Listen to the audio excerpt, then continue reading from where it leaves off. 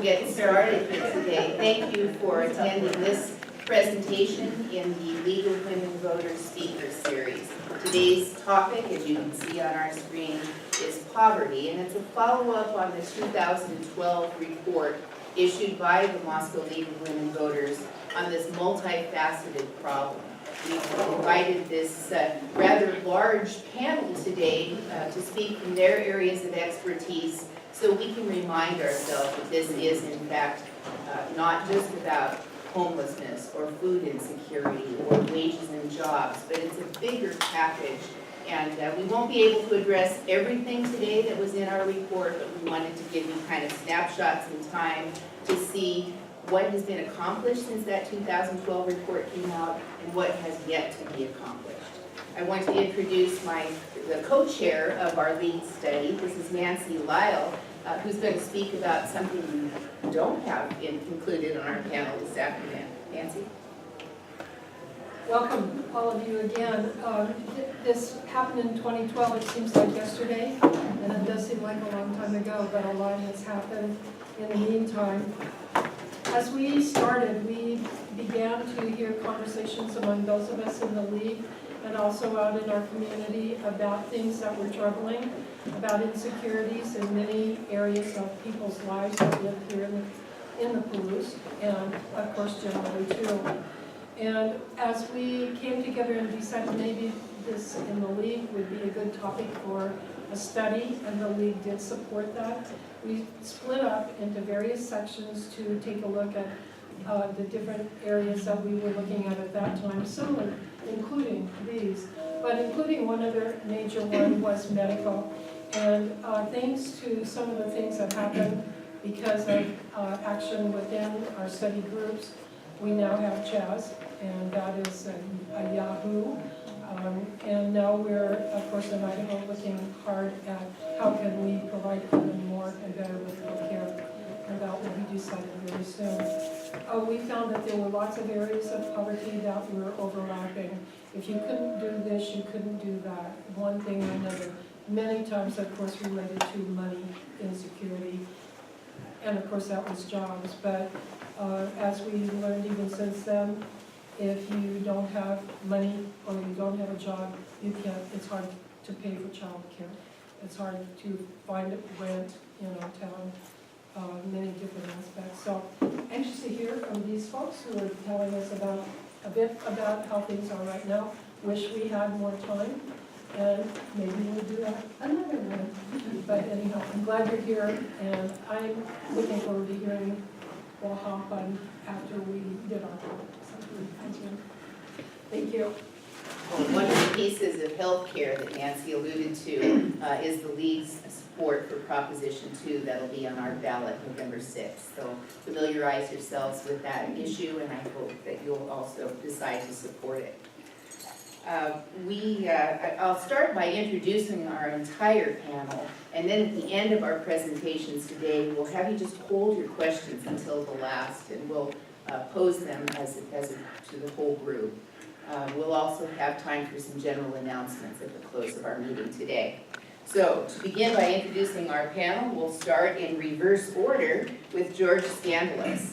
George is a dynamic local business owner and advocate for local foods, a livable wage, and compassionate employment practices.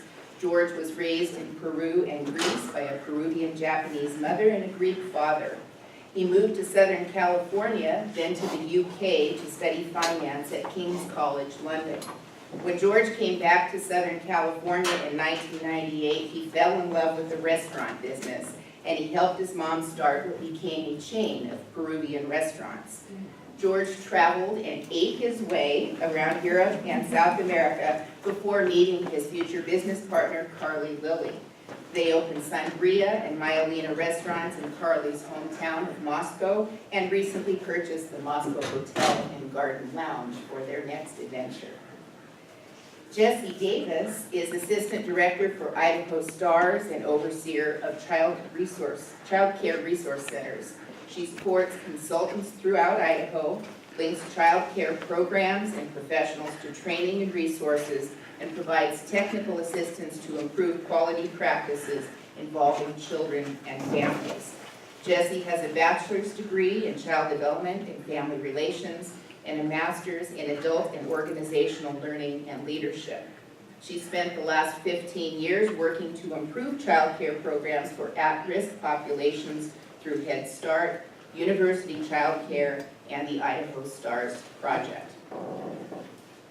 Nils Peterson trained as an architect, but his role at Moscow Affordable Housing Trust has him acting more like a developer.